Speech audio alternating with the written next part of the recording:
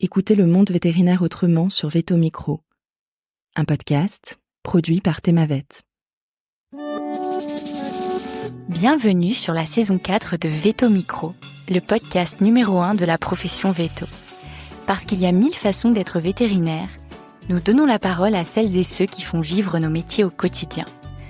En nous partageant leur parcours professionnel, ils interrogent leurs choix, leurs ambitions et leurs doutes. Au travers de leurs histoires et de leur rapport au vivant, ils questionnent aussi l'avenir de notre profession. Nous sommes Colline, Annabelle, Sophie et Marine, 4 vétérinaires multicasquettes, et chaque semaine, nous vous emmenons à la rencontre de consoeurs et confrères aux parcours multiples, inspirants et parfois inattendus. Vous êtes ici chez nous, mais surtout, vous êtes ici chez vous. Belle écoute! Bonjour à toutes, bonjour à tous. J'ai le plaisir aujourd'hui de recevoir Mathieu Lamant. Salut Mathieu, bienvenue dans Veto Micro. Merci beaucoup Marine pour l'invitation, c'est un plaisir. Si je devais résumer ton parcours en une phrase, ce serait vétérinaire praticien, passionné de tech, qui met l'intelligence artificielle au service de la profession. Oui, on va parler aujourd'hui d'intelligence artificielle. Alors, tu es sorti de l'école vétérinaire de Lyon en 2007. Tu commences ta carrière en tant que praticien et tu exerces d'ailleurs aujourd'hui encore en canine dans l'Est de la France. Absolument. Mais à un moment donné, tu empruntes une voie parallèle, celle de l'entrepreneuriat et de l'innovation. Et en janvier 2023, tu fondes HVC Premium, un cabinet de conseil et d'innovation qui accompagne les vétérinaires et les professions libérales dans l'adoption concrète d'outils d'intelligence artificielle. Plusieurs objectifs pour toi: repenser l'organisation, améliorer le quotidien et renforcer la relation client, en conservant une ligne directrice essentielle, c'est que la technologie doit toujours servir l'humain. En fait, tu proposes des solutions sur mesure, loin du jargon technique et le plus possible ancrées dans la réalité du métier. Donc, on n'est pas sur des applications IA un peu perchées. Et pour ce faire, tu collabores avec une équipe pluridisciplinaire. Tu nous en diras un petit peu plus. Et surtout, tu continues de soigner en clinique pour rester connecté à ce qui t'a donné envie de faire ce métier. Alors justement, c'est ma première question. Qu'est-ce qui, à l'origine, t'a donné envie de faire ce métier ? Eh ben, c'est une bonne question. Belle introduction sur le sujet qui me passionne. Ce qui m'a donné envie de faire ce métier, un petit peu comme, je dirais, la plupart d'entre nous, à la fois une certaine tendresse et une certaine affection pour des animaux, probablement aussi une forme de défi que je me lançais, ou plutôt une forme de défiance que j'adressais à mes parents, qui m'avaient interdit durant toute mon enfance d'avoir des animaux à la maison. Et donc, j'ai trouvé là l'occasion de leur faire un pied de nez. Même pas un Pour hamster ou un lapin ? rien, Rien. interdiction. Attends, je te dis ça, si, je crois qu'on avait eu brièvement un poisson rouge, pour te dire que ok. c'était... Un peu léger. Exactement. Bon, à côté de ça, voilà, j'ai eu mes années d'équitation. Et en fait, quand je suis arrivé à l'école de Lyon, fin de première année, j'ai adopté une chienne de l'ANECA qui maintenant s'appelle Andy Chien. Une formidable association qui éduque des chiots, pour ceux qui n'auraient jamais entendu parler de cette assoce-là, qui éduque des chiots pour ensuite venir en assistance aux personnes handicapées. Ok. Et comment tu choisis ton école ? Comment tu as vécu finalement tes premières années, enfin toutes tes années d'étudiant ? Qu'est-ce que tu en gardes aujourd'hui ? J'en garde que des bons souvenirs en fait. Alors pour la petite anecdote, effectivement, je suis à l'école de Lyon, principalement parce que quand j'ai passé mon concours la première année, j'étais un petit gars de la ville, de la petite ville, qu'on pourrait presque appeler une campagne, parce que quand je suis arrivé à Paris pour passer mes oraux, je me souviens de cette première fois où j'ai pris le métro pour aller jusqu'à Alfort, et ça a été un choc. Et là, je me suis dit, ok, bon, Alfort, ce sera pas pour moi. Du coup, je suis parti à Lyon. Grande ville Lyon, aussi quand même. ouais, grande ville aussi, mais l'école de Lyon est quand même assez en marge C'est vrai. par rapport à la ville de Lyon, qui en plus est une ville magnifique.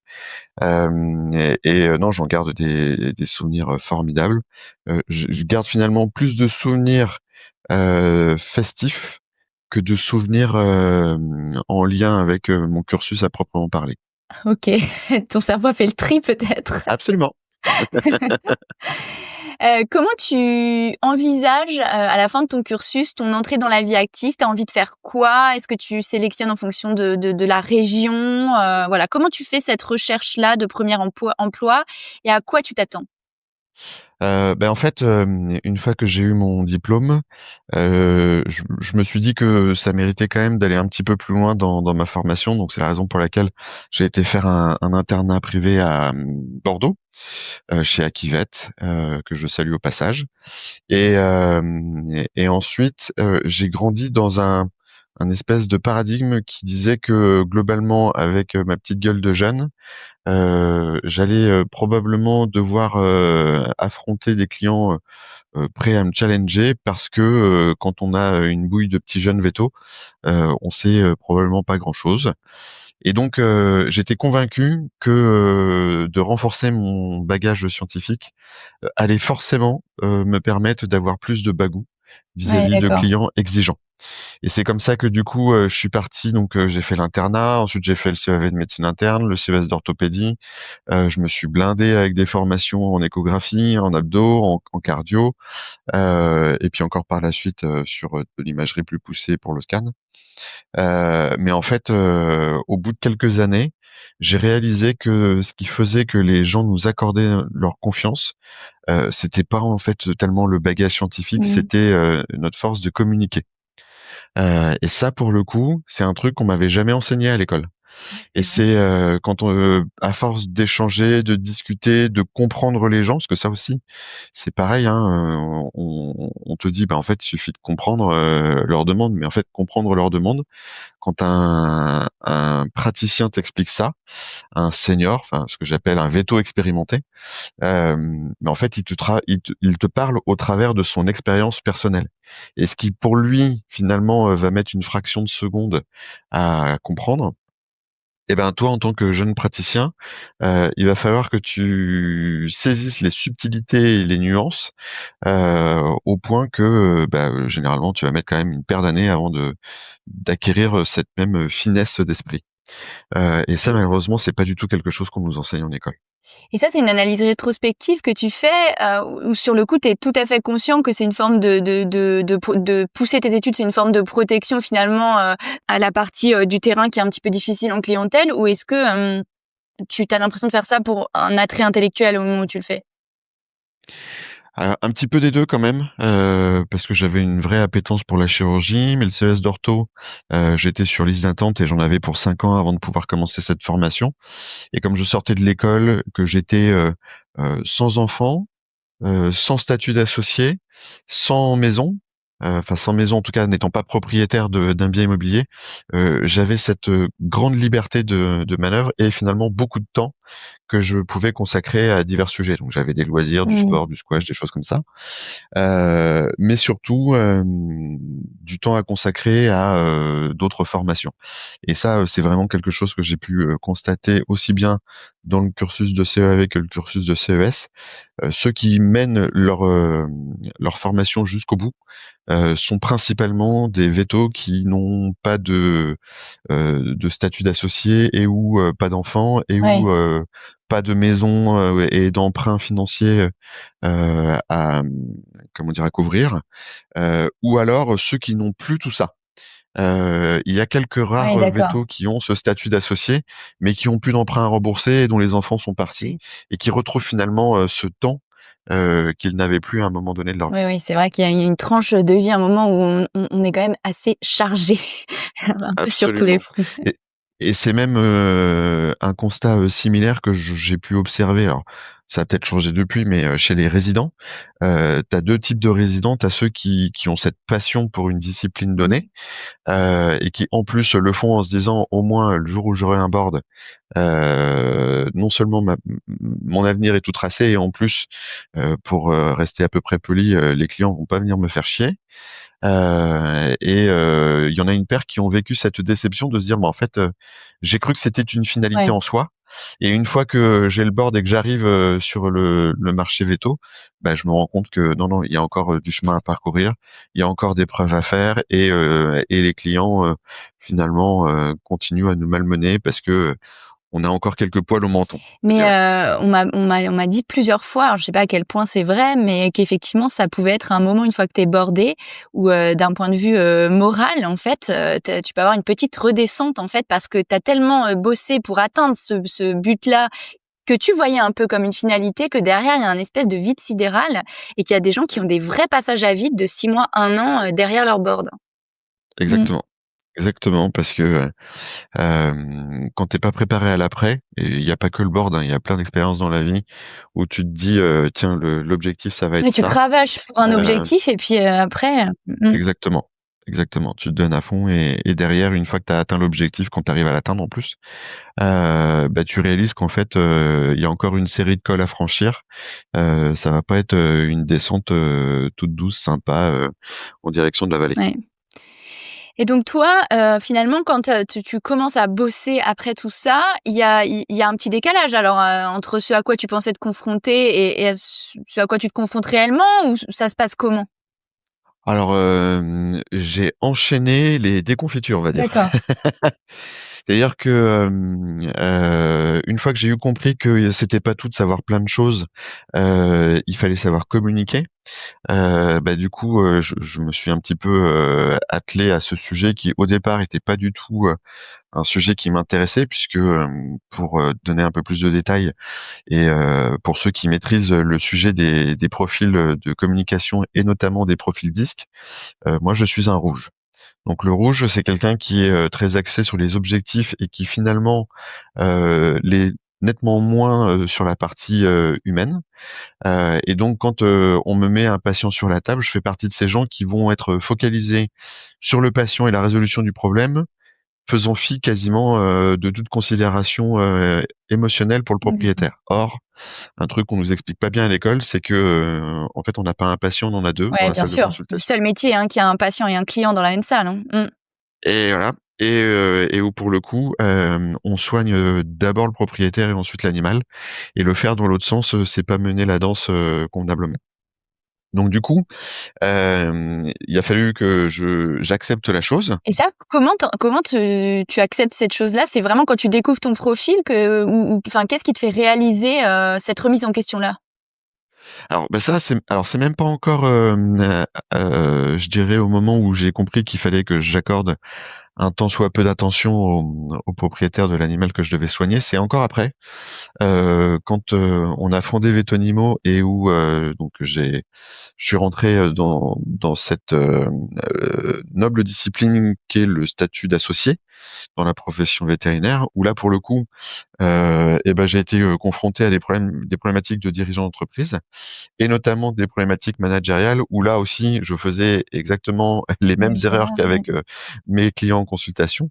C'est-à-dire que pour moi, il y avait un problème et bah, c'est pas compliqué, on va, acheter le matériel qu'il faut, on va écrire les procédures et puis ensuite, une fois que les écrits sont faits et qu'on a formé les équipes, c'est bon quoi, la vie elle va rouler quoi. Et en fait non, Non, non, il y ça a marche pas du le tout fameux, comme ça. le PFH là, le putain de facteur humain Oui, oui, qui vient tout le j'adore temps mettre ce ouais, ouais, j'adore son grain ce de truc, sable c'est dedans. c'est tellement vrai, quoi, ouais, le putain de facteur Donc humain. voilà. Mmh. Et alors avec mes associés, j'ai passé quelques années à me friter littéralement, sans comprendre pourquoi. Le nombre de fois où, je pouvais, pour moi dire quelque chose d'assez, simple et léger au demeurant, et qui en face, suscitait une vive réaction, émotionnelle, de la part de mes associés. Et je me suis dit: «Bon alors, là maintenant si tu veux, passer encore quelques années sympas dans cette profession-là, tu pas le choix. Il va falloir absolument que tu consacres un temps sur, les rapports humains». Parce que quand tu échanges avec des copains, bah, c'est cool, c'est léger, on peut se dire plein de choses. Par contre, quand, tu es dans un cadre de presque mariage forcé, avec, un statut d'associé et des gens avec lesquels tu vas devoir travailler, quotidiennement, tu peux plus, passer ton temps à te friter parce que, c'est ni bon pour eux, ni bon pour toi, et donc il va falloir se tourner là-dessus. Donc c'est là où j'ai commencé à travailler, le sujet du management. C'est là où, j'ai suivi notamment, les formations de outils du manager, qui t'apprennent plein de choses, dont comprendre la langue de l'autre, hein. C'est-à-dire pour les profils disques, mais ce que j'explique là s'applique aussi bien sur des systèmes de classification comme la ProcessCom ou les MBTA. Il est évident qu'on parle anglais quand on va en Angleterre, il est évident qu'on parle italien quand on va en Italie. Eh ben, pourquoi est-ce que c'est pas évident de s'adresser à un collaborateur, une collaboratrice ou à un client dans sa même langue? Et donc, pour pouvoir parler sa langue, autant faut-il la comprendre dans un premier temps que savoir l'identifier préalablement. Et donc c'est là où j'ai commencé à voilà à m'impliquer dans ces sujets qui pour le coup étaient pas du tout des sujets innés au regard de mes profils et où j'ai commencé à comprendre que ok il y avait des sujets sur lesquels il fallait absolument y consacrer du temps et notamment dans les relations humaines, dans les problématiques avec pareil hein, les clients qui viennent en consultation, il y a ceux qui sont très orientés sur les résultats, puis il y a ceux qui sont très orientés sur l'humain. Donc ceux qui sont orientés sur les résultats sont ceux qui disent non mais on va aller droit au but. C'est quoi les options et ça coûte combien? Ceux-là, ceux qui sont très directifs, ont fait OK. Toi, t'es pas câblé sur le côté humain, t'es plus câblé sur les objectifs. OK, on va parler objectifs. Et donc à ce moment-là, c'est un langage très naturel avec lequel je sais évoluer.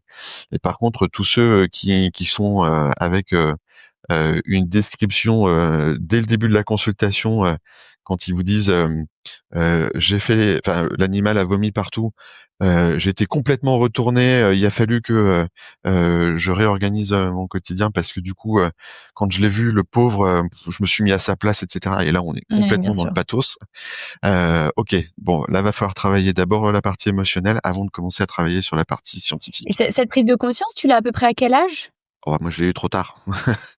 Moi je l'ai eu à 35 ans. Ouais, bah, après c'est une question de maturité aussi. Je pense qu'à un moment, tu te poses certaines questions parce qu'on est tous sur un chemin où on évolue et enfin, je pense que c'est rare ce genre de prise de conscience, avant 30 ans. Enfin, c'est un peu schématique ce que je dis, mais bon, à un moment, Ouais. Alors, c'est rare quand on te l'enseigne pas, en fait. oui. Oui, bien Mais, sûr. Oui. mais on nous enseignerait ça à l'école. Alors, peu importe le système de profilage qui est choisi, mais on nous apprend pas à l'école à communiquer. À l'école, on nous apprend juste à soigner, on nous enseigne la physiologie animale, on nous apprend plein de choses, hein. Je dis pas que, on ne m'a rien appris durant mon cursus, universitaire. Mais, la communication, c'est vraiment un sujet sur lequel il y avait une grosse Mmh. carence. Peut-être un peu moins aujourd'hui quand même. Mmh. Eh ben, ouais, j'ai cru comprendre qu'effectivement maintenant il y avait des cours sur ces sujets-là, fort heureusement. Visiblement, ils ont entendu que les premiers qui arrivaient enfin les étudiants qui arrivaient sur le marché de l'emploi prenaient quelques claques dévastatrices à cause de ça parce qu'ils n'étaient pas du tout préparés au raz-de-marée Ouais, bien émotionnel sûr. et à la pression des clients qu'ils allaient devoir affronter dès le début de leur carrière. Qu'est-ce qui se passe en 2023? Qu'est-ce qui fait que tu sautes le pas et qui te donne envie de te lancer dans l'innovation et la tech, en tant que vétérinaire? Et ben en fait la transition, bien que radicale en apparence quand on le présente comme ça, s'est fait en 2 temps. C'est-à-dire qu'après avoir étudié les sujets de management, il y a eu les sujets d'optimisation des process où là pour le coup j'étais beaucoup plus à l'aise, hein, parce que si le sujet c'est d'atteindre un objectif, écrire le parcours était tout de suite quelque chose de plus sympa, mais il y avait quand même des choses que j'ai eu le malheur de devoir réinventer pour optimiser mon quotidien. Et ensuite, une fois que j'ai commencé à travailler ces sujets d'optimisation, il y a eu les sujets de l'automatisation et en ce moment en fait on vit 2 grandes révolutions. Bien sûr, il y a le sujet de l'IA, mais il y a également le sujet de l'automatisation. Entendons par là les automatisations no code, puisque jusqu'à il y a quelques années, quand on voulait par exemple avoir un dispositif qui répond ou qui traite de manière automatique ou semi-automatique les avis Google de la clinique, eh ben on devait acheter les services d'un développeur informatique ou payer un abonnement auprès d'un prestataire qui le fait. Et aujourd'hui, il est possible, grâce à alors une formation qui en plus va tourner aux alentours d'une semaine, hein, c'est pas non plus quelque chose qui va prendre 1 an. Grâce à une formation l'optimisation sur des outils no-code comme Zapier, Make, N8N, Pabbly et plein d'autres, on est en capacité, sans avoir eu de bagage ou de formation sur du code, on est en capacité de construire ses propres applications sans écrire une seule ligne de code. Le no-code, c'est un langage informatique parce qu'on passe au travers d'une interface web, mais qui consiste juste à embriquer des Legos les uns à côté des autres. Donc une fois qu'on a compris comment ça marche, on prend le Lego qui appelle les avis Google, puis on va trouver un Lego là pour le coup IA qui va avaler un avis Google et rédiger une réponse dans notre style à nous avec nos éléments de langage, etc. Et une troisième brique qui va aller publier la réponse sur l'avis Google qui a été posté initialement. Donc voilà.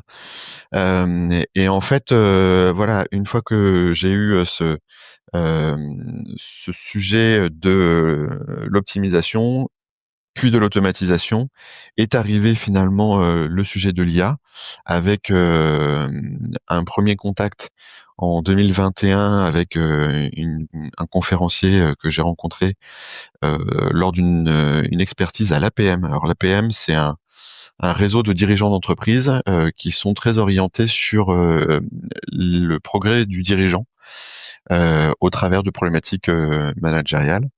Et donc là, c'était John Reuscher qui nous expliquait comment, notamment, des sociétés comme Aramis Auto avaient pu décoller à un moment donné grâce à des outils embarquant de l'IA, et notamment des outils en capacité de récupérer un formulaire que un prospect avait rempli en ligne, et au travers de ce formulaire-là, identifier les quelques véhicules qui allaient pouvoir satisfaire à sa demande. Et l'outil, avec cette IA, arrivait à rédiger un argumentaire de vente sur mesure, adapté par rapport aux attentes du prospect. Et c'est là où Aramis Auto passait d'une organisation où ils avaient un taux de transformation qui était de l'ordre de, je crois, 4-5%, à un taux de transformation de 20%. D'accord. Et donc là, je me suis dit, ouais, il y a un truc fantastique à faire là-dessus. Et après, effectivement, ChatGPT est arrivé en novembre 2022 à disposition du grand public. Et là, waouh, Ouais. Ouais, on a tous eu cet grand effet-là, ouais. effet Waouh! de waouh, où on se dit, ouah, là, il est en train de se passer un truc quand même. Et alors l'effet waouh, il y a eu le deuxième effet qui se coule du pas waouh du tout. Novembre 2022, le deuxième effet qui se coule, le moment où je montre à mes associés l'outil. Et en plus, je prends un exemple relativement léger. Je reprends l'histoire des avis Google, où je dis, regardez les copains, il se passe un truc. J'ouvre une fenêtre ChatGPT vierge de toute programmation, et je récupère un avis Google, et puis je dis, bah tiens, Martine nous a mis un avis 1 étoile. Voilà ce qu'elle a raconté. Je mets un avis quelconque, un avis fictif. J'appuie sur entrée. Et alors que la techno est en train de rédiger l'avis, j'ai la moitié de mes associés qui se lèvent vent debout en disant, c'est hors de question qu'on mette ça chez nous. Ah, ok. Levée de bouclier. Donc ouais, levée de bouclier, mais pourquoi? Parce qu'en fait c'est de l'artificiel, c'est du fake, ok. Bon, alors je me rassois et très vite mon emballement pour cette nouvelle technologie est tout de suite étouffé. Je me dis bon, mes associés sont pas forcément représentatifs de la profession. Alors du coup, je m'adonne à une nouvelle expérience. Je rédige un article qui est publié dans Veto Focus et qui doit être encore accessible aujourd'hui. Premier article sur le sujet de l'IA chez les vétérinaires, où j'explique un petit peu les opportunités que ça pourrait ouvrir dans le quotidien des praticiens. Là, c'est pas compliqué. J'ai pris 5 commentaires.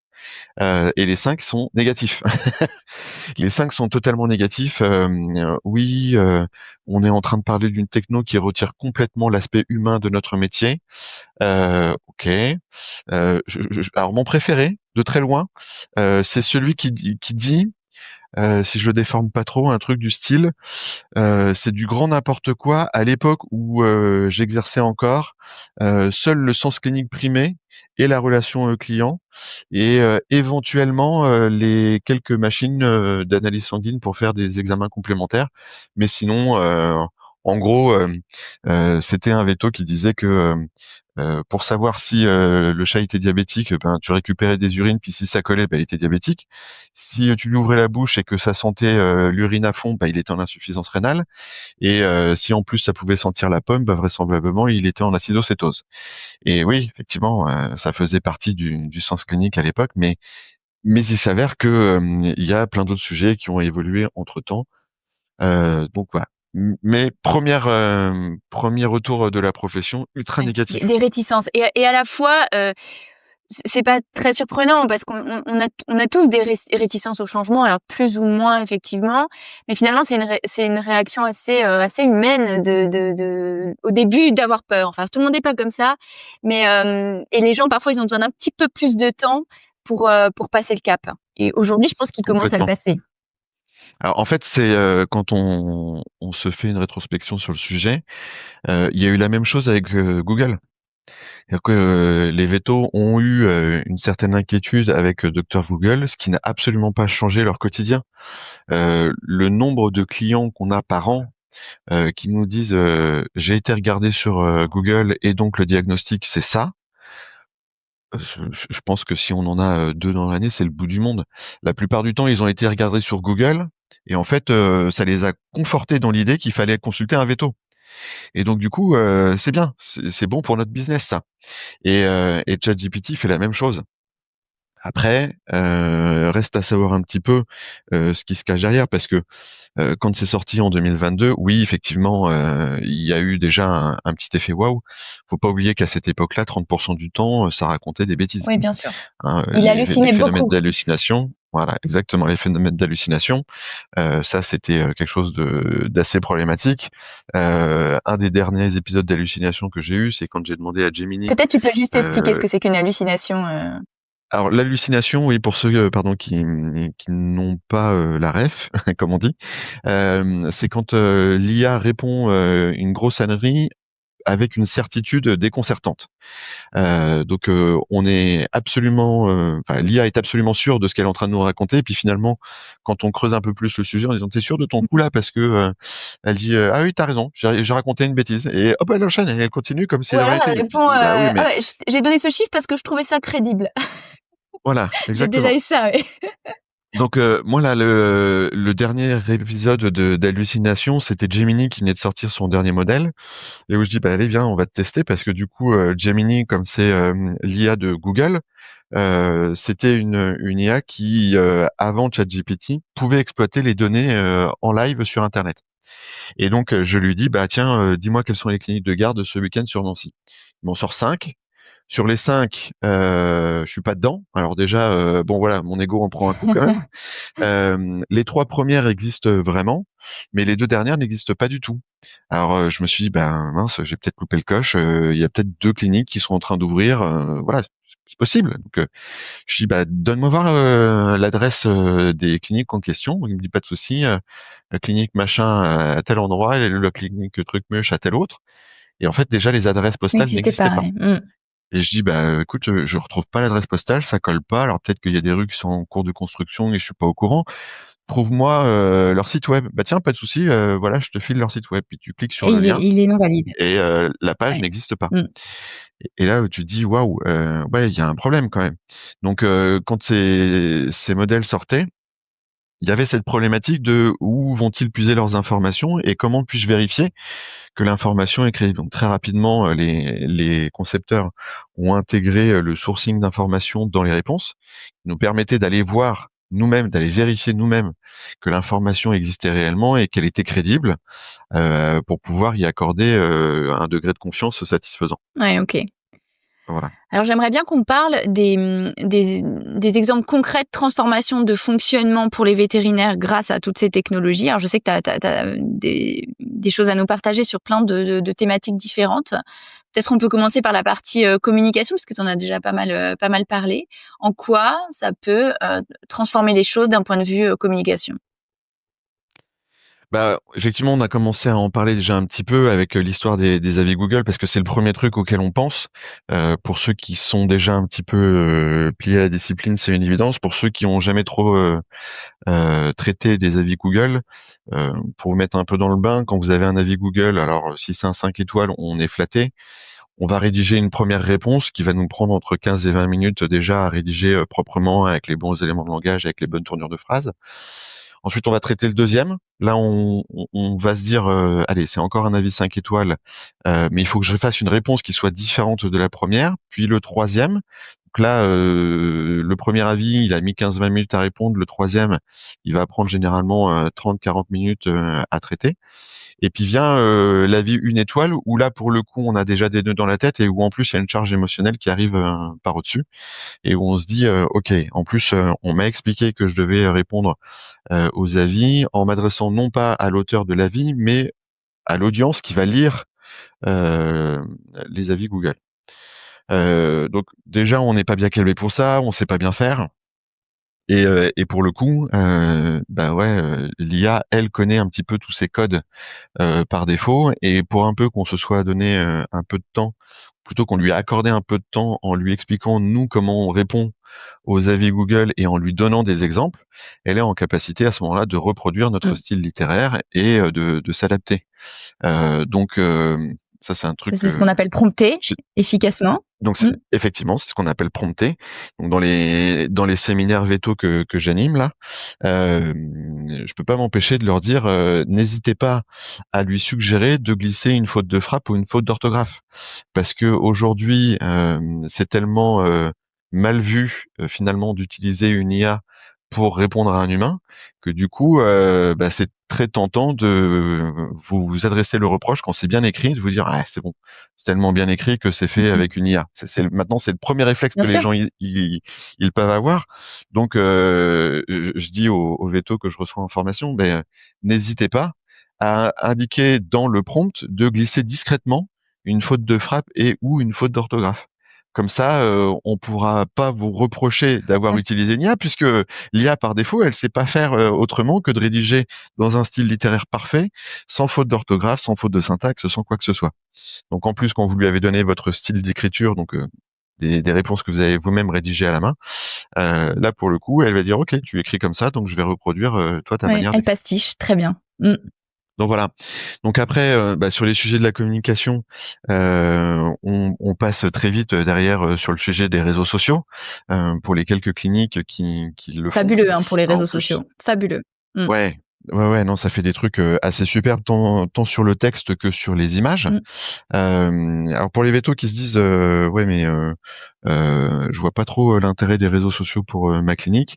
Alors ce qu'il faut comprendre et c'est là tout le paradoxe pour nous les vétos, c'est qu'en fait on alimente des pages dont la cible n'est pas l'audience à laquelle on s'adresse. Je m'explique. On doit rédiger du contenu pour les pages ou pour les réseaux sociaux de nos cliniques qui vont être lus par nos clients, par les propriétaires des animaux qu'on soigne. Ok. Mais en vérité, c'est pas à eux qu'on s'adresse, c'est aux futures recrues qui, elles, vont aller voir sur nos pages pour voir un petit peu si on est à la Mm. page, comment on s'adresse, quelle est un petit peu l'image qu'on envoie, et ils vont se faire une image de notre entreprise, de comment ça fonctionne au travers de ce qu'on va mettre sur les C'est de réseaux la marque sociaux. employeur en fait, effectivement. Et du coup, exactement, c'est de la marque employeur. Et c'est là, en fait, tout le paradoxe. Il va falloir s'adonner à un exercice presque quotidien, pour lequel, en plus, on n'a aucune formation, Bien encore une sûr. fois, en vue de recruter le veto de demain. Donc voilà. Donc une fois qu'on a compris ça, on se dit ok, bah il va falloir que je fasse un petit peu de travail là-dessus, mais j'ai pas envie d'y passer beaucoup de temps. Donc du coup, il va falloir que j'embauche quelqu'un. Et donc à chaque fois, hein, quand je dis quand vous allez vous créer des GPTs ou des agents IA, oui, mais c'est quoi les GPTs, tout ça? Ben, en fait, c'est pas compliqué. C'est un collaborateur que vous embauchez. Et donc quand vous embauchez un collaborateur, vous le mettez à un poste, vous lui donnez une fiche de poste qui explique sa mission, quelles sont les compétences auxquelles il doit faire appel pour pouvoir exercer ses fonctions, quelles sont les connaissances intrinsèques et extrinsèques à l'entreprise sur lesquelles il va devoir s'appuyer, donc c'est-à-dire quelles sont les valeurs de l'entreprise, quelles sont les procédures de l'entreprise, quels sont les codes qu'il va devoir respecter pour pouvoir accomplir sa mission. Et donc une fois qu'on a compris ça, en gros, on a fait un prompt, donc c'est-à-dire cette première directive que l'on adresse à une IA pour pouvoir accomplir sa mission. Et donc là, on va rédiger une fiche de poste pour un community manager dans l'exercice au sein de ma clinique vétérinaire. Et alors en plus, ce qui est formidable, c'est que quand on ne sait pas exactement quoi mettre dans une fiche de poste de community manager, ou même qu'on ne sait pas quel est le profil qu'on doit recruter, posons la question à C'est l'IA. marrant, j'ai fait ça hier pour un poste de committee manager. Je lui ai demandé Et de faire voilà. la fiche de poste et j'ai changé à peu près 10% pour l'ajuster à nos besoins. Et voilà. Donc quand on se dit ok, j'ai entendu dans un podcast de Themavet qu'il allait falloir que je me mette sur le sujet des réseaux sociaux pour ma clinique parce que j'ai compris que c'était grâce à ça que j'allais pouvoir améliorer mon recrutement. Je sais pas trop quel est le profil de personnes qu'il va falloir que j'embauche. Donc posons la question à ChatGPT. Quel est le profil qu'il va falloir embaucher? En fait, c'est un profil de community manager dans une agence de com. Ok, très bien. Quelles sont les compétences ou les caractéristiques de ce community manager? Il va falloir qu'il sache communiquer avec les codes des réseaux sociaux, etc. Ok, viens, on rédige une fiche de poste. Ok, rédigeons sa fiche de poste, mais donc avant de rédiger sa fiche de poste, on va demander à l'IA de nous poser toutes les questions nécessaires pour pouvoir collaborer ensemble sur la rédaction d'une fiche de poste. Et donc l'IA va poser toutes les questions pour lesquelles les réponses sont nécessaires afin de rédiger une fiche de poste appropriée. En gros, on est en train de faire du prompt engineering là. Oui, bien sûr.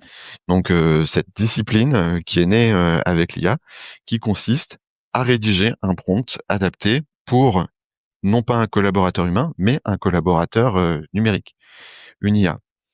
Et après, une fois qu'on a le prompt, on le réinjecte dans une fenêtre vierge de ChatGPT et on lui dit voilà, toi ton job, ça va être de m'aider à rédiger des posts pour les réseaux sociaux. On va faire aussi bien du texte que de l'image. Et c'est parti, roule ma poule. Nous, c'est les réseaux sociaux, c'est un cas d'école. Moi, je travaille évidemment dans la presse, donc aujourd'hui, l'intelligence artificielle, il y a plus une journée sans laquelle je travaille. Enfin, c'est plus possible. Je me demande même comment. Enfin, on a tellement gagné en productivité que parfois je me dis, mais comment on faisait avant? Oui. Mais sur les réseaux sociaux, je pense qu'on a gagné 70% de temps à peu près sur notre rédaction de. Donc nous, c'est vraiment un assistant rédactionnel parce qu'on rédige énormément de contenu, que ce soit pour les annonceurs. Pour les intros de podcast. En fait, maintenant, tout y passe. C'est vrai que il y a pas très longtemps, j'ai dû rédiger, j'avais une 50aine de mails transactionnels à rédiger pour un site. Donc, les mails transactionnels, c'est vraiment les mails automatiques sur un site. C'est ce que j'avais fait entièrement à la main pour Themavet Job. C'est fabuleux. Il le fait mieux que moi. Et j'ai gagné 80% de temps. C'est complètement hallucinant. Donc sur cette partie communication, production de contenu, c'est très clair. Est-ce que tu vois d'autres domaines finalement dans le métier du vétérinaire praticien ou du vétérinaire chef d'entreprise, d'autres cas d'usage? Alors, en fait, le sujet le plus complexe pour moi, c'est plutôt où ne pas en mettre. Parce que quand on aborde le sujet de où est-ce que l'IA peut venir en aide aux praticiens, en fait, un peu tout le temps. On abordait donc le sujet de la communication. On peut utiliser l'IA aujourd'hui sur des systèmes de délestage téléphonique lors d'afflux d'appels entrants de la part de nos clients. Ensuite, on peut utiliser l'IA également pour faire des réponses assister plutôt l'équipe dans la réponse aux mails. Alors quand en plus tu as paramétré l'IA en lui donnant un certain nombre d'éléments pour qu'elle puisse elle-même lire les mails de la clinique et puis rédiger des brouillons, quand l'équipe arrive derrière, si le brouillon il est déjà rédigé, ça va quand même vachement plus vite. Et puis ensuite, dans le quotidien des praticiens, alors moi j'aborde généralement ce sujet en disant il y a globalement 4 grands items où le praticien ou le vétérinaire au sens large peut se faire assister par de l'IA. Il y a la communication, premier sujet qu'on a abordé. Il y a la consultation. C'est quand Ça, même c'est un sujet important. qui est pas des Ouais. moindres. Mmh. Ensuite, il y a toutes ces problématiques managériales et toutes les tâches administratives pour lesquelles on peut encore avoir un support IA. Sur la partie consultation, tu peux détailler un petit peu? Et ben sur la partie consultation, les 2 grandes tendances qui font le buzz en ce moment, dans la profession, ce sont les scribes IA, donc ces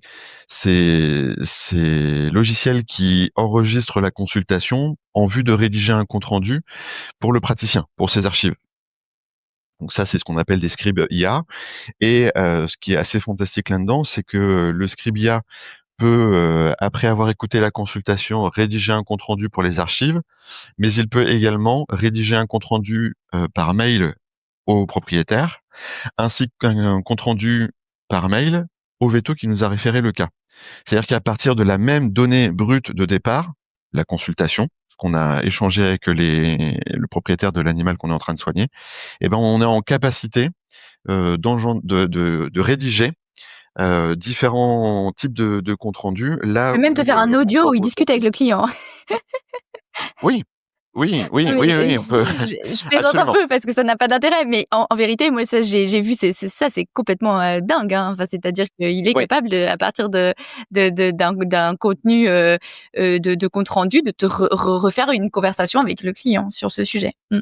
oui, absolument, absolument. Mais en fait, bah, c'est marrant que tu en parles parce que, si tu veux, moi, quand j'ai commencé à travailler sur ce sujet de l'IA, je me suis dit: «Ouais, il y a un vrai sujet.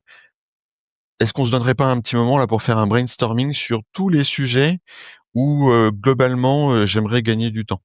Et donc j'ai commencé la réflexion sur, la consultation et je me suis dit: «Bah, déjà en amont de la consultation, est-ce qu'une IA serait pas en capacité de me venir en aide?» Et c'est là où je me suis dit: «Bah, probablement que si, il faudrait faire une IA qui discute avec les gens avant de venir en Mmh. consultation pour pouvoir, faire un recueil d'anamnèse et de commémoratifs». Et donc c'est, ce qu'on a appelé, chez nous, Julie Prédiag. Alors, je donne toujours des petits prénoms, à mes IA, généralement parce que, je rends hommage aux gens qui m'ont inspiré pour les faire. Et donc, Julie Prédiag, c'est une IA qui peut papoter avec les gens soit par une interface chat, soit par une ligne téléphonique. Donc les gens, peuvent composer un numéro et discuter avec, Julie qui, du coup, va, leur demander quel est le motif de consultation.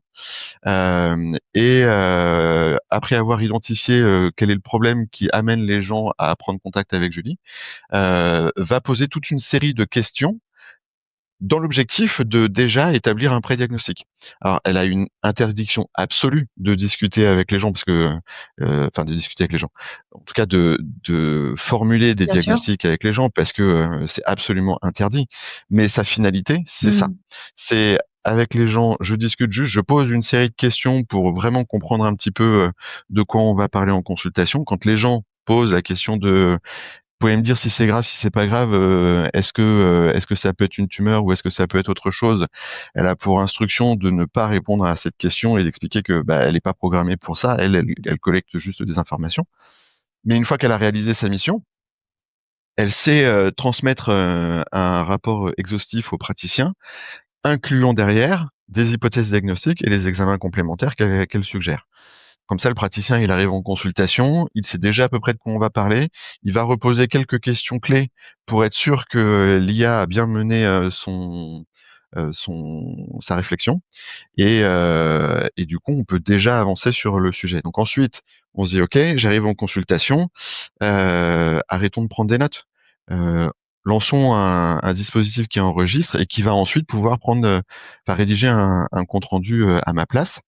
Et puis il y a toujours ce cas où ouais, c'est un cas un peu compliqué et où je sais pas trop quoi en penser. J'aurais bien eu besoin d'un coup de main. En plus, il est 2 heures du matin, c'est un dimanche.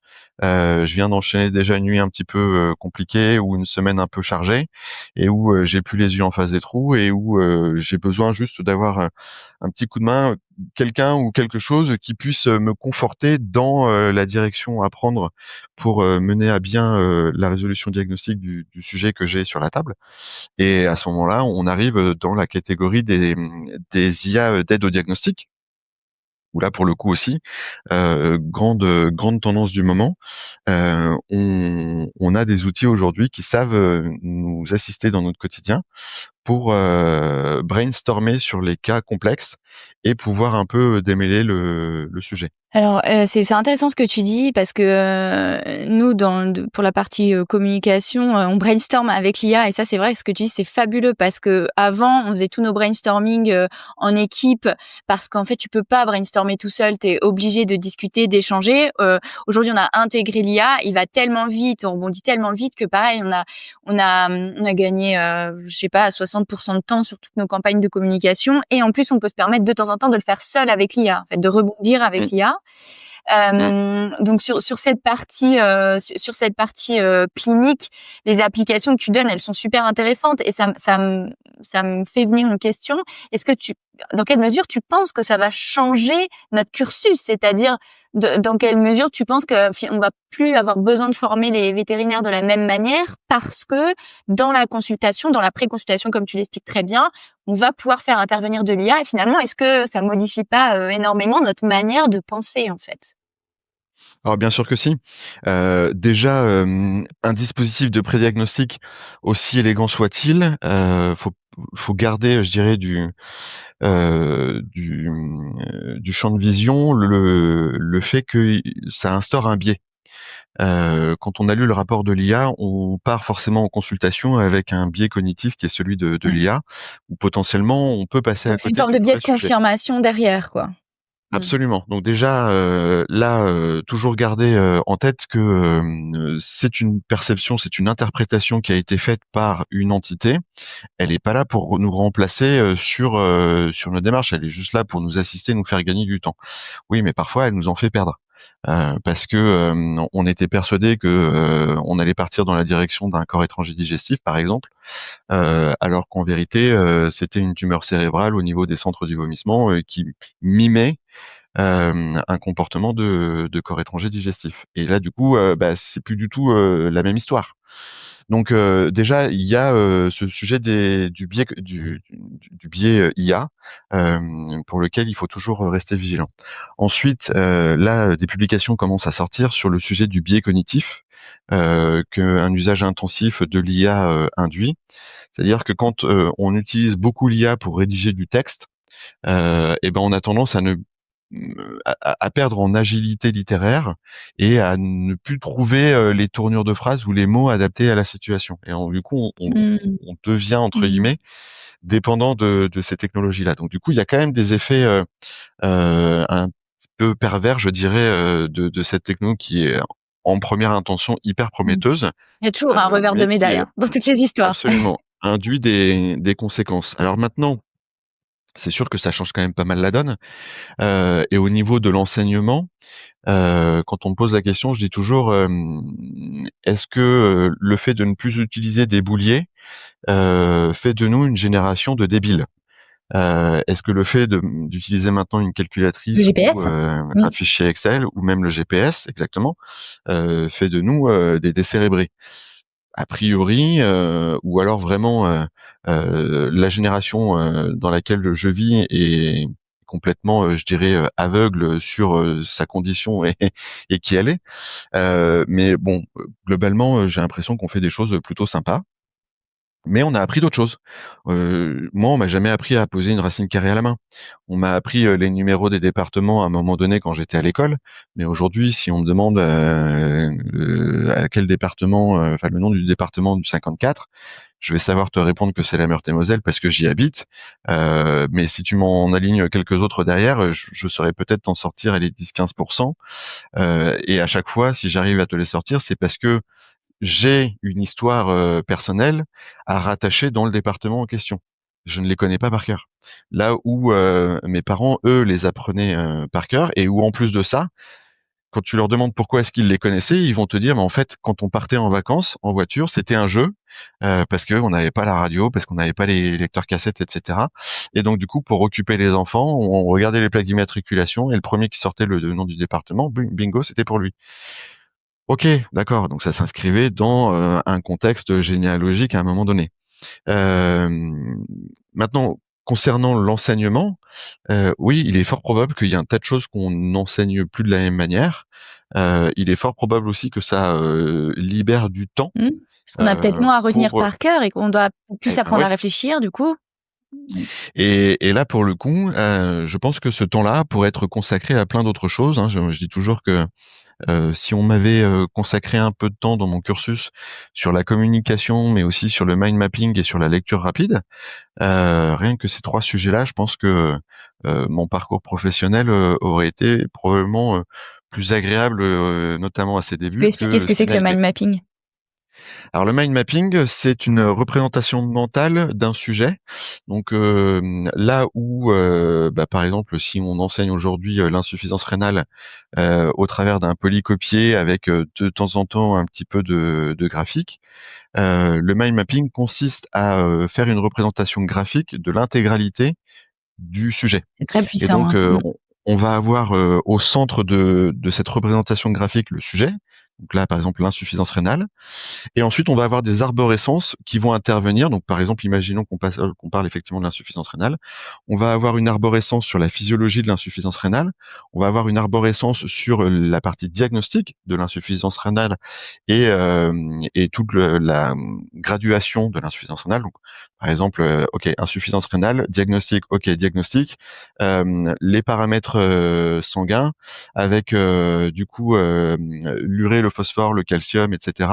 Les paramètres hémodynamiques avec la pression sanguine, la protéinurie, et à chaque fois qu'on arrive dans une sous-branche, ça induit d'autres sujets derrière. Et le fait d'avoir cette représentation graphique visuelle avec des petits icônes, avec des couleurs, fait que le cerveau, il emmagasine beaucoup mieux les informations à mémoriser. Donc, pour ceux qui se souviennent de leurs années de bactériologie ou de pharmacologie quand on était sur les bancs de l'école Veto, là on était sur du catalogue à avaler en dur, là où potentiellement les cours d'anat étaient peut-être un peu plus faciles à retenir, parce qu'une fois qu'on avait vu le muscle ou le nerf et son trajet, on arrivait un peu Par plus contre, fallait facilement à dessiner, hein. comprendre. À la Ouais, main. ouais. Franchement très dur, quoi. Mais du coup, la masse de données était quand même assez équivalente à de la bactério ou de la pharmaco, et pourtant le cerveau arrivait un peu mieux à encaisser la masse d'informations parce qu'il y avait du visuel. Donc voilà. Donc du coup, le mind mapping, c'est exactement ça. Et la lecture rapide. Avec les bénéfices qu'on peut non seulement y attribuer de manière assez évidente en se disant que on peut lire un document 5 à 10 fois plus vite quand on voit les documents, enfin la quantité de documents qu'on doit lire dans la journée.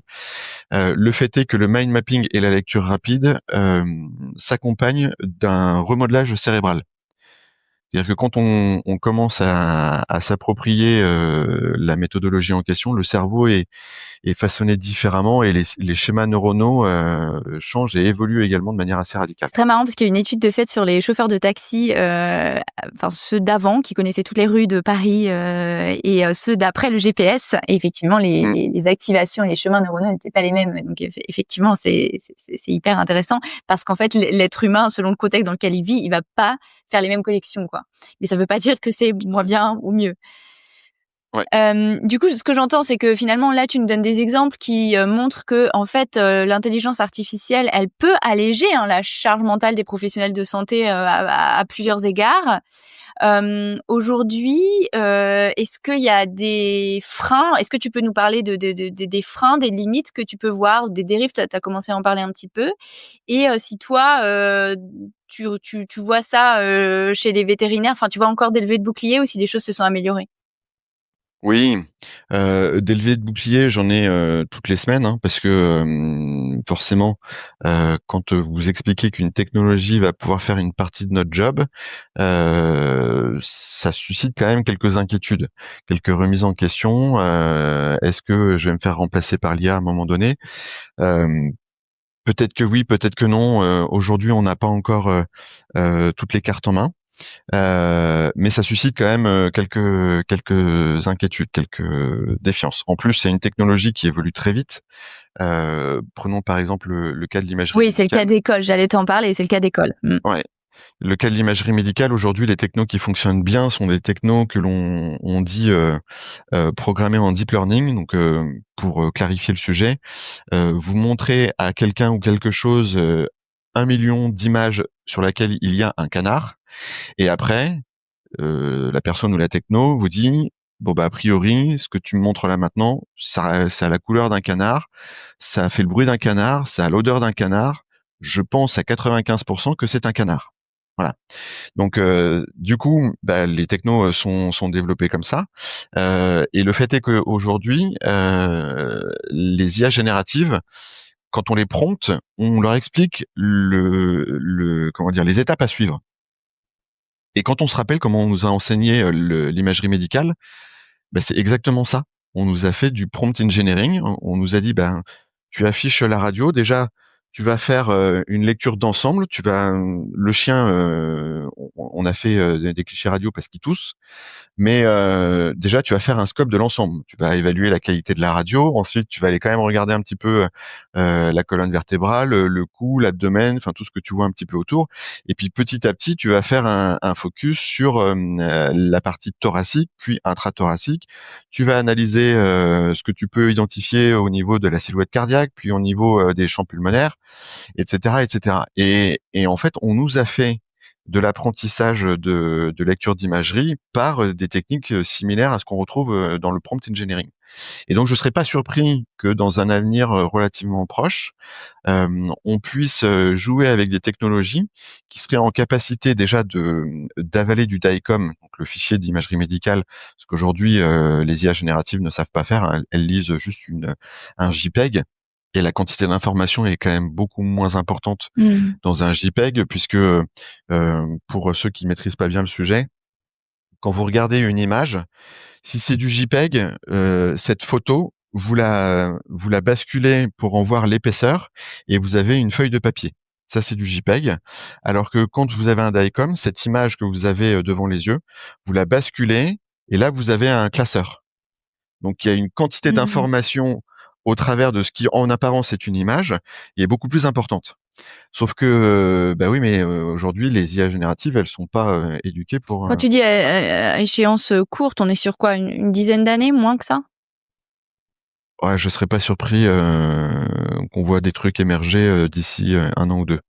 J'ai pas entendu parler d'initiative en particulier à ce sujet, mais voilà, il y a une partie de moi qui peut pas s'empêcher de penser que si on apprend à l'humain à faire de l'imagerie médicale au travers d'un processus similaire à du prompt engineering, qu'est-ce qui empêchera à un moment donné une IA d'apprendre l'imagerie médicale de manière Moi, similaire? j'ai vraiment Voilà. des amis imageurs qui disent que à l'échelle de leur qui ont mon âge, hein, je suis un tout petit peu plus jeune que toi, qui disent qu'à l'échelle de leur carrière, il y aura pas de changement parce que en fait, il y aura peut-être des changements sur l'humain et qu'un humain globalement bah, c'est assez homogène, alors que en médecine vétérinaire, il y a des chiens de plein de formats, des chats très différents, et que pour eux, peut-être il y aura des évolutions à la fin de leur carrière ou pour ceux d'après, mais que ça changera rien à l'échelle de leur carrière. Qu'est-ce que tu en penses de ça?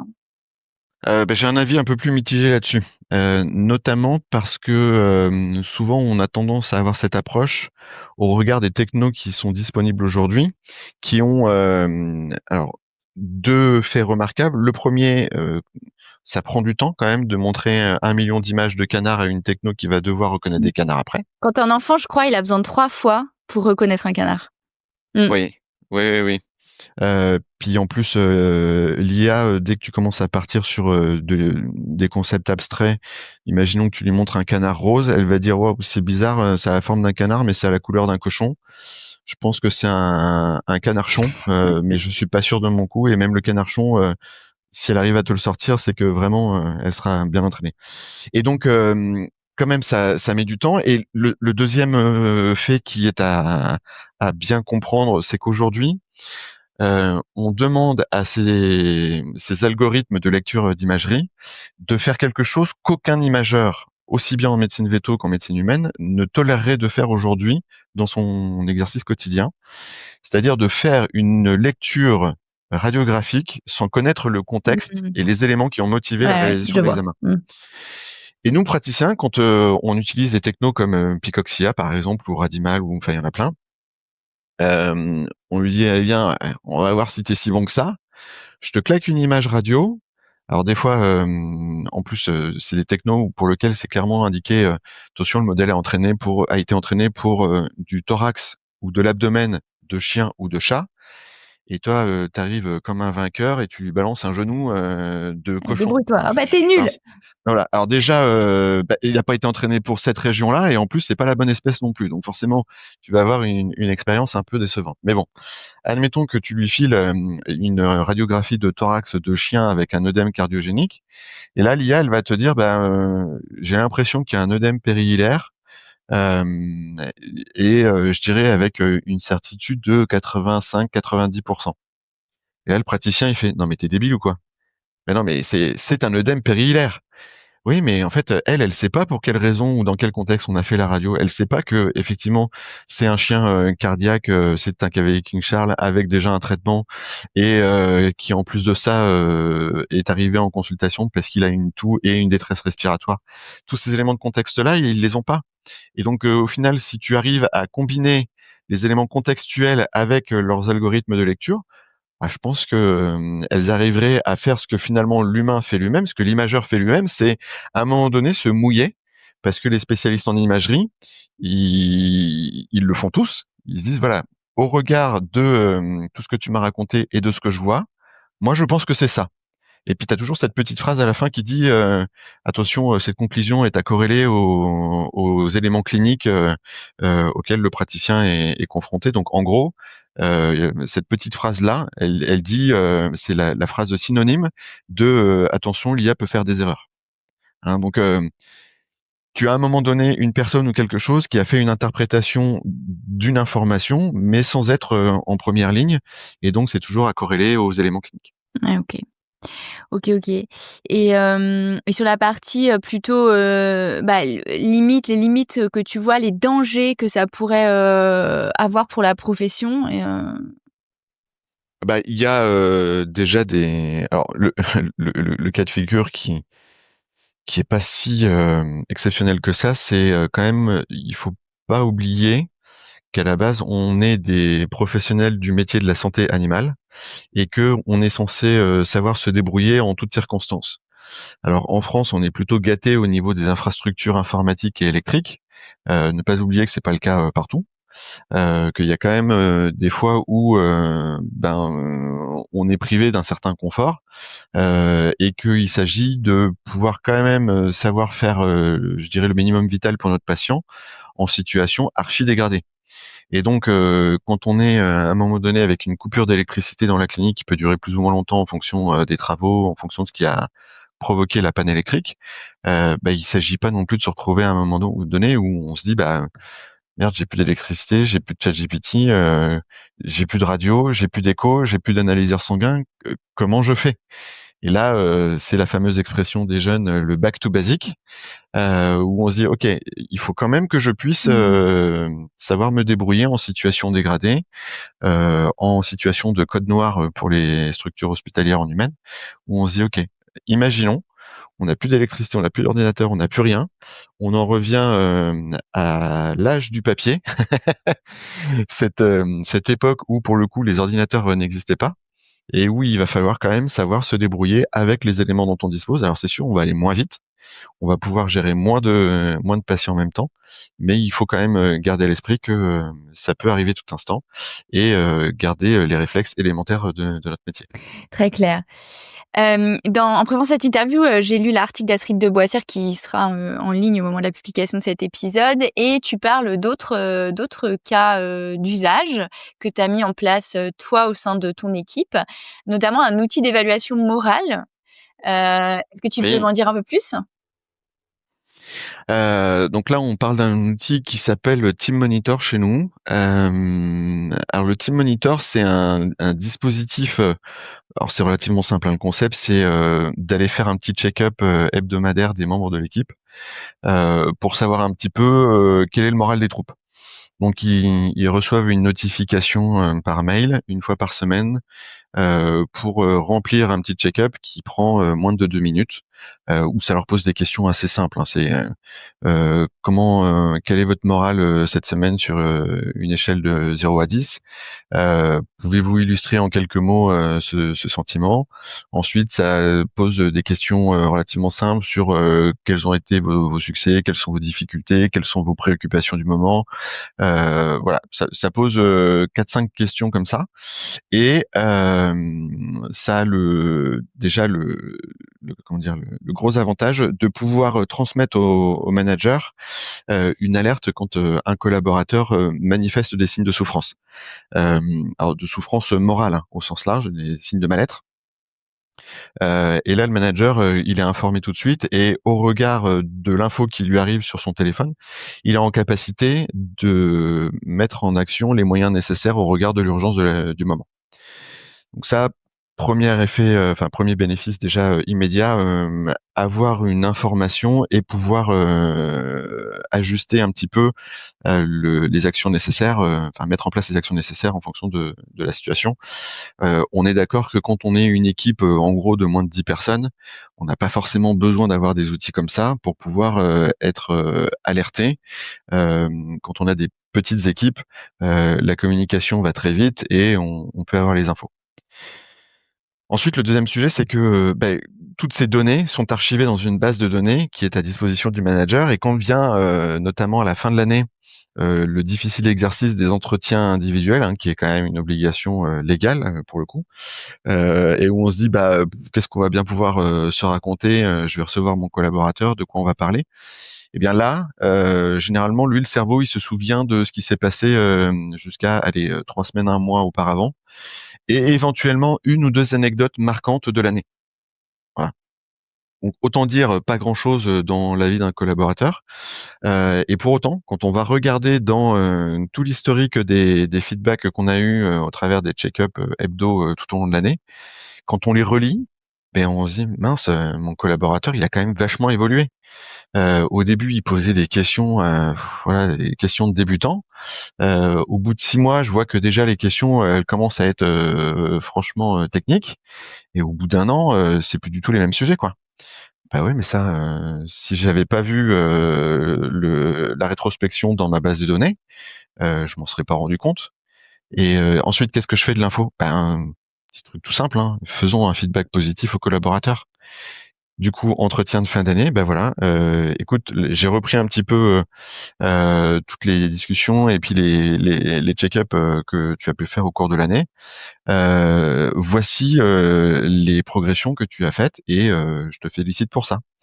Voilà les sujets sur lesquels je pense que tu vas pouvoir t'améliorer et je te propose que du coup, pour l'année à venir ou les 6 mois à venir ou les 3 mois à venir, on travaille là-dessus. Tu travailles là-dessus. Qu'est-ce que t'en penses?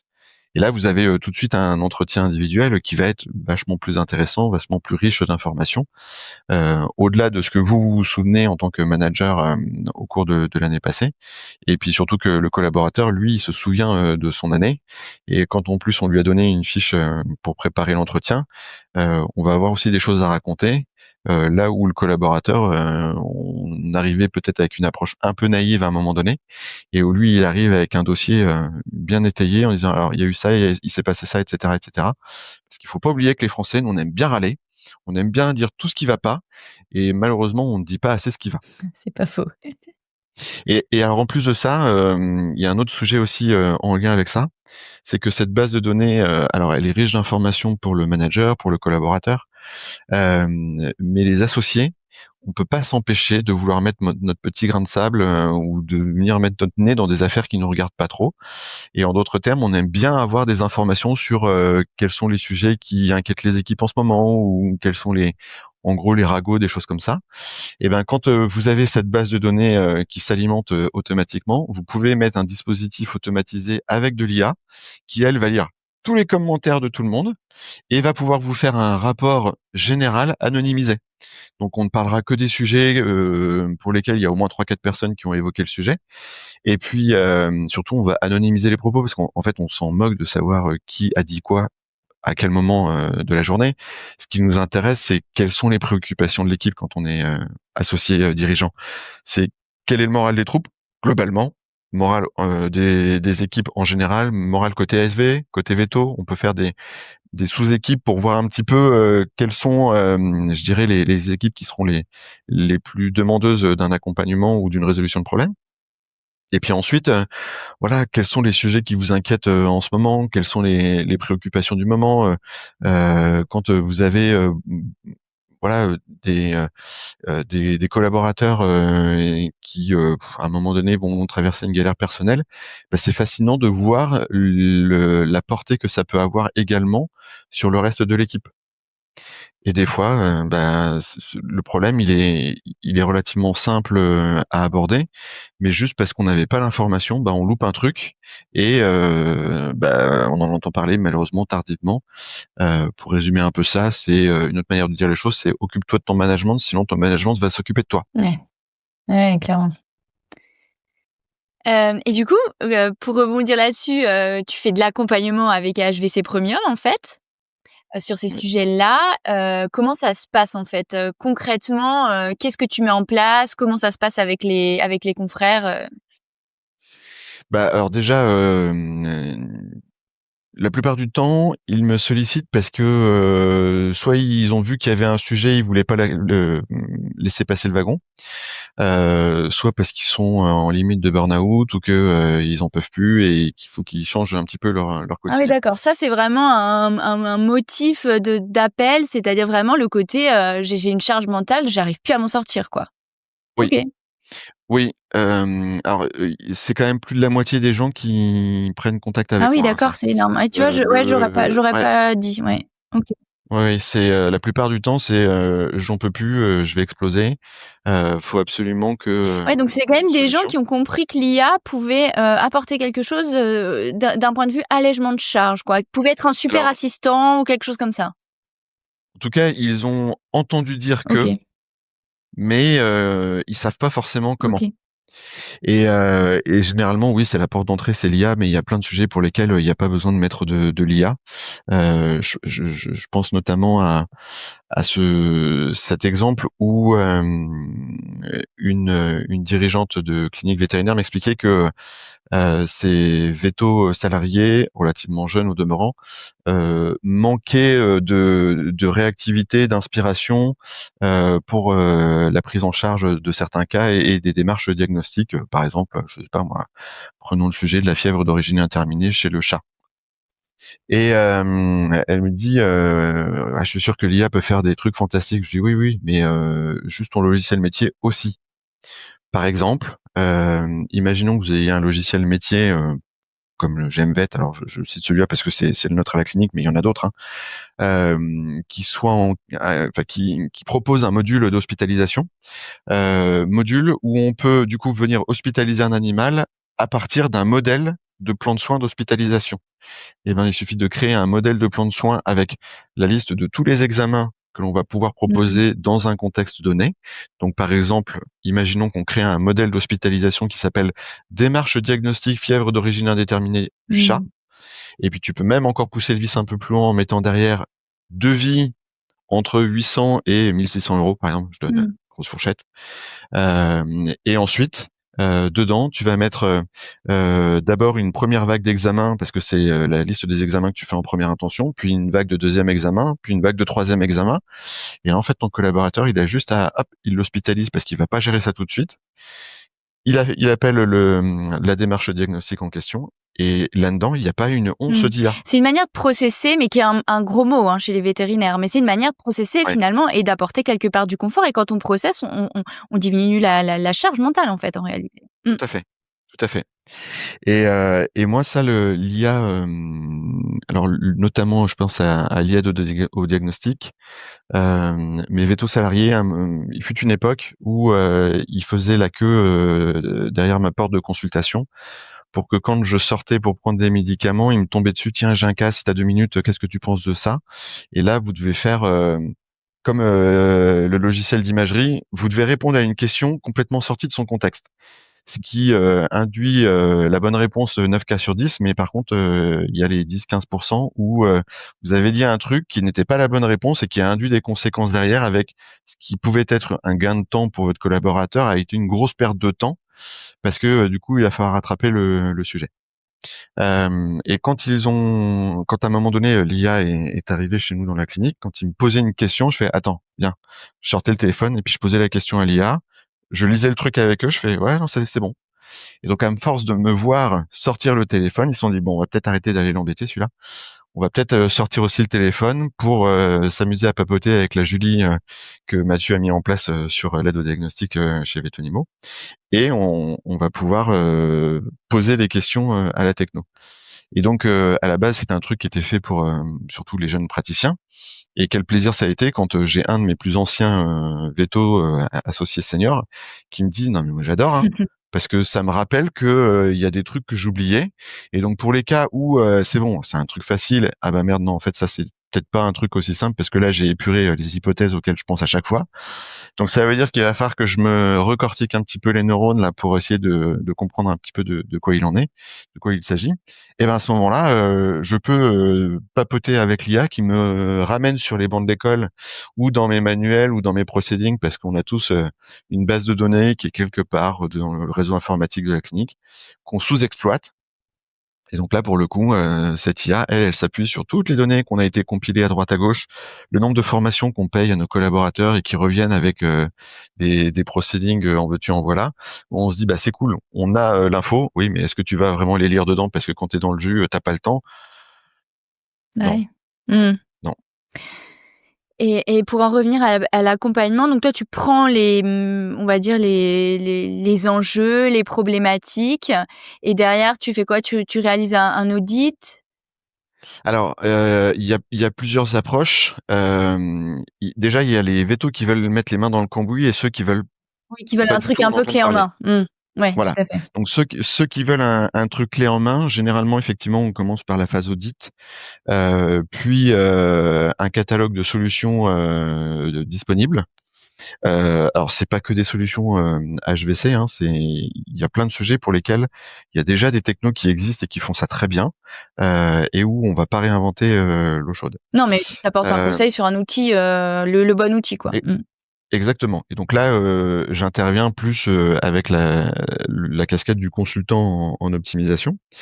Et après, il y a alors, il faut savoir en plus que l'audit des cliniques Veto, en vue d'aboutir sur de l'automatisation et ou de l'intégration, déploiement d'intelligence artificielle en son sein, c'est comment dire, c'est une prestation qui est subventionnée par la BPI aujourd'hui. Donc, la Banque populaire d'investissement de France alloue des subventions pour les TPE-PME, donc en gros pour n'importe quelle structure de soins Veto, pour cette mission d'audit, voilà, d'identification de tous les sujets pour lesquels il peut y avoir de l'automatisation ou de l'intelligence artificielle à intégrer. Puis c'est pas des petites enveloppes, hein, c'est quand même des enveloppes qui peuvent monter jusqu'à 7 000 à 8 000 euros, donc voilà, ça vaut le coup. Ouais. Et ils ont même une autre subvention qui s'appelle Premier Projet IA. Donc une fois qu'on a tapé dans la subvention pour l'audit, on a une deuxième subvention qui peut nous accompagner sur toute la partie intégration d'une IA dans l'entreprise. Donc là, on y met dedans de la formation du personnel, du développement sur mesure. Enfin, il y a vraiment plein de choses. Donc ça, c'est pour les vétos qui sont pas trop technophiles et puis qui veulent aller vite au résultat, avec en plus donc des dispositifs d'accompagnement. Et puis il y a quand même une proportion non négligeable de vétos qui eux aiment bien savoir comment ça marche. Et plus encore, j'ai besoin de savoir comment ça marche parce que d'une part, ça va me rassurer moi sur l'usage que je vais pouvoir en avoir. Je vais en connaître les limites et les forces. Mais plus encore, je vais pouvoir reproduire ou fabriquer d'autres IA derrière. Eh ben, ok, pas de souci. Donc à ce moment-là, pour cette population-là de consoeurs et confrères, on fait des séminaires de formation sur la compréhension de l'intelligence artificielle au sens large. Donc, je les accompagne là-dedans sur déjà comment fonctionne une IA générative, toute la partie du prompt engineering, comment avoir une IA fiable et être sûr qu'elle va me donner la bonne réponse, qu'elle va s'appuyer sur les bons documents, hein, parce que c'est tout l'enjeu aujourd'hui de ces technos. Et puis après, il y a toutes les technos à côté qui existent également. On ne parle pas que de ChatGPT, on parle aussi de plein d'autres sujets, de plein d'autres technos. Par exemple, quand on parle de la communication, on va faire un petit tour du côté de Agen pour fabriquer des vidéos euh, explicatives pour les clients qui vont travailler l'image de l'entreprise et la marque employeur. On va papoter de technos comme Gamma qui peuvent vous faire des supports de présentation assez qualitatifs à partir juste de documents qu'on a déjà. Voilà, il y a plein de sujets comme ça qu'on aborde. Et après, il y a également la partie dédiée au no-code. Donc pour les plus excités d'entre nous, et il y en a quand même une paire, qui se disent, OK, j'ai compris l'automatisation, mais j'ai compris l'intelligence artificielle, mais j'en ai un peu marre de faire des copier-coller. Je veux absolument que il y ait un truc qui tourne de manière autonome ou semi-autonome. OK, bah à ce moment-là, il faut embarquer l'intelligence artificielle dans une automatisation no code. Et donc là, on arrive sur les formations en no code pour les vétérinaires. Ok. Alors j'ai une dernière question, on m'en voudrait si je te la posais pas. Il y a quand même un enjeu écologique sur l'intelligence artificielle qui est très gourmande en ressources. Qu'est-ce que Absolument. tu peux en dire? Oh bah, ça va être très rapide. Au risque de paraphraser Jean-Marc Jancovici, vous pouvez retourner le problème dans tous les sens, mais c'est un problème qui est juste physique. À partir du moment où vous avez recours à quelque chose qui est gourmand en ressources énergétiques, bah vous êtes dans le faux. Donc pour ceux qui veulent avoir une approche très éco-friendly, n'utilisez surtout pas ces technos-là. Je vais être très transparent là-dessus, mais au même titre que il faut pas utiliser, il faut arrêter d'envoyer des mails à tire-larigot, il faut arrêter de stocker des documents à profusion sur le cloud parce que ce sont toutes des technos qui sont néfastes pour la planète. Hein. Faut quand même savoir que aujourd'hui, on est le 4 juillet 2025 au moment où on enregistre ce podcast. Quand vous allez taper sur Internet une petite recherche pour savoir où est l'overshoot day, donc ce moment de l'année où on a cramé toutes les ressources que la Terre est en capacité d'autogénérer sur une année, et ben aujourd'hui, l'overshoot day en France, je crois qu'il se situe au mois d'avril. Voilà, juste pour donner un aperçu.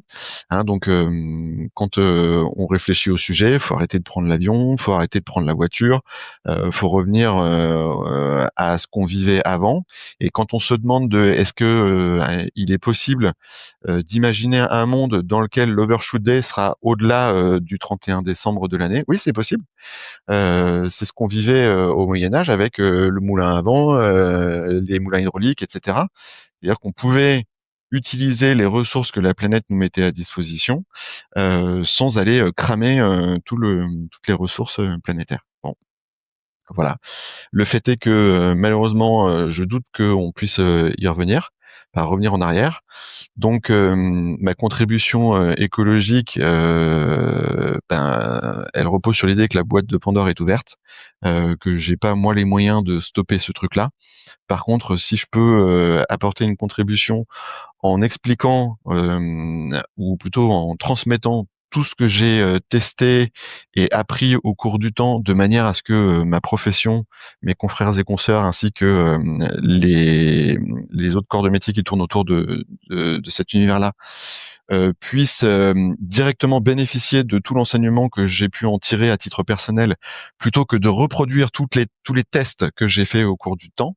Bah ok, peut-être il y a effectivement une contribution écologique là-dessus. Alors ensuite, dernier sujet également en lien avec l'écologie, c'est que il y a quand même des initiatives qui sont lancées pour essayer de un petit peu changer la donne. Donc là, pour le coup, il y a des Chinois. On peut leur adresser beaucoup de reproches, mais les Chinois s'amusent en ce moment à envoyer des fermes de serveurs informatiques en orbite pour que justement ça aille produire de la chaleur là-haut Donc en première approche, ça se veut plutôt élégant, hein. C'est-à-dire que ce sont des fermes de serveurs informatiques qui vont aller utiliser toute la partie énergie solaire qu'ils peuvent capter là-haut, voire même ils ont un projet là d'aller implanter une centrale nucléaire sur la Lune. Donc du coup, ça va produire de la chaleur et du carbone un peu partout ailleurs, mais en tout cas sans impact immédiat dans l'atmosphère terrestre. C'est plutôt élégant en première approche. Ouais, sauf que faut quand même fabriquer la matière sur Terre, puis ensuite on va cramer encore un peu de pétrole ou de combustible pour aller arracher tout le matériel de l'attraction terrestre. Donc je sais pas exactement dire si le bilan sera C'est sujet si compliqué. favorable que ça à la finale. Compliqué et anxiogène. On va essayer de terminer sur quelque chose d'un peu plus gai. Qu'est-ce que tu aurais envie de dire pour conclure aux consoeurs et aux confrères qui nous écoutent et voilà et qui se posent la question de mettre un premier pied dans l'IA de manière intéressante, quoi. Bah, s'ils en sont à se poser la question de savoir comment mettre un premier pied dans l'IA, déjà je les félicite parce ils se posent la bonne question. J'aurais été plus inquiet pour ceux qui se demandaient si l'IA pouvait vraiment servir ou pas, parce que là, pour le coup, je pense que juste ignorer le sujet, c'est mettre sa boîte en péril. Oui, c'est mettre le truc Ensuite, sous le tapis et puis oui, oui, oui, parce que ça, c'est un truc qui va forcément péter à un moment donné. Donc, se poser la question de comment mettre un premier pied à l'étrier, ben déjà, je dirais suivre les formations. Alors, il n'y a pas que HVC, hein, il y a plein de formations qui existent. Il y a aussi plein de tutoriels en ligne pour déjà un petit peu comprendre comment ça marche. Ce qu'HVC apporte dans ces formations, c'est l'expertise non seulement de l'IA, mais en plus appliquée dans l'univers des vétérinaires. Donc ça, c'est pour ceux qui ont vraiment envie d'aller plus loin. Mais voilà, déjà, quand on veut mettre un premier pied là-dedans, bah, oser essayer, oser tester la technologie et s'accorder un petit pas de côté pour se dire, voilà, quels sont moi aujourd'hui les sujets dont j'aimerais me débarrasser. Quelles sont les tâches répétitives, rébarbatives à non-valeur ajoutée et où il n'y a pas besoin d'humain, dans lesquelles globalement on pourrait imaginer que ce soit quelqu'un d'autre ou quelque chose d'autre qui s'en occupe. Et notamment si c'est quelque chose d'autre qui va coûter moins cher que de la ressource humaine. Et ben là, je pense qu'on part dans la bonne direction. OK. Est-ce qu'on aurait oublié quelque chose? Écoute, pour moi, on a quand même balayé pas mal de sujets. Ouais. Comment nos consoeurs et nos confrères peuvent te contacter? Et ben, ils peuvent me googliser. J'ai vu que depuis Demander à peu, quand on ChatGPT de te faisait googliser. exactement. J'ai vu que depuis peu, quand on tape mon nom dans ChatGPT, il arrivait à retrouver des informations concernant HVC. On me retrouve un peu partout. On me retrouve sur LinkedIn où je communique beaucoup. On peut me contacter via le site de HVC qui est www.hvc-du6 donc -premium.fr. On peut me contacter par mail, mathieu.lamant@hvc-premium.fr. Mon numéro de téléphone n'est pas du tout une donnée confidentielle. C'est le 07 56 86 87 T'es 17. le Enfin, deuxième, voilà. t'es le deuxième à le donner sur Veto Micro. Ouais. C'est vrai? Ah ouais, non mais j'ai aucune gêne à le faire parce que déjà c'est un téléphone pro, ce qui veut dire que quand je ne suis pas au boulot, le téléphone est Mmh. éteint, il s'éteint automatiquement. Donc que mes confrères, consoeurs ou personnes intéressées sur le sujet n'hésitent pas à appeler à toute heure du jour ou de la nuit sans avoir la gêne de me déranger parce que la ligne est active globalement de 9h à 18h du lundi au vendredi. En dehors de ces créneaux-là, ils vont tomber sur mon Bon, répondeur. très bien et c'est marrant, je reboucle parce que hier j'ai dû faire un document sur le droit à la déconnexion, justement sur ces sujets-là de téléphone pro, de Teams et cetera et c'est ChatGPT qui me l'a fait en 5 minutes. Voilà, je pense que j'y aurais passé une bonne heure ou 1 heure et quart sans ChatGPT. Donc Exactement. écoute, c'est peut-être la bonne conclusion sur ce super assistant que peut être l'intelligence artificielle. Merci, c'était très chouette et puis c'est un sujet qu'on n'avait jamais abordé et je trouvais que c'était quand même nécessaire de l'aborder pour cette saison 4. Moi, quand je vois à quel point ça a changé ma manière de travailler, la manière de travailler de mon équipe, je suis très contente qu'on ait pu aller un peu le fond de ce sujet tout en restant très pragmatique et très concret sur les cas d'usage que tu as présentés. Donc, merci beaucoup, Mathieu. Merci à toi, Marine. Merci à toute l'équipe Thémavet de m'avoir donné l'occasion d'échanger sur ce sujet qui me passionne. Et puis, voilà, j'adresse plein d'encouragements à la profession qui saura s'enquérir du sujet d'une manière ou d'une autre avec sagesse, critique et détermination comme elle a toujours su le faire pour plein d'autres sujets. Merci d'avoir écouté cet épisode de Veto Micro. Si le cœur vous en dit, partagez-le à vos amis et à vos collègues, abonnez-vous au podcast et mettez-nous une note de 5 étoiles avec un gentil commentaire. C'est ce qui nous permet de remonter dans les classements et de donner de la voix à la profession. Si vous souhaitez participer à Veto Micro, nous suggérer des invités ou tout simplement nous écrire, faites-le sur l'adresse podcast@themavet.fr. Prenez soin de vous et à la semaine prochaine pour écouter une nouvelle façon d'être vétérinaire.